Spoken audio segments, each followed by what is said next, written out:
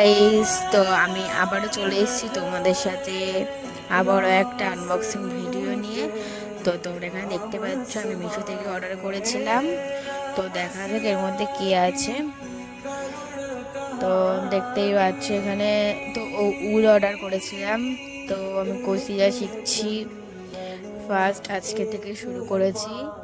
তো আমি তোমাদের সাথে শেয়ার করব যে আমি এই উল দিয়ে কি তৈরি করি, ঠিক আছে? তো দেখতে থাকো। তো এগুলো আমি মিশো থেকে অর্ডার করেছি, 4টে উল এসছে, একটা কাটা এসছে। তো মেটেরিয়াল খুবই ভালো, প্রাইস অনুযায়ী খুবই ভালো এসছে। তো তো তোমরা দেখতেই পাচ্ছ এখানে হচ্ছে কাটা।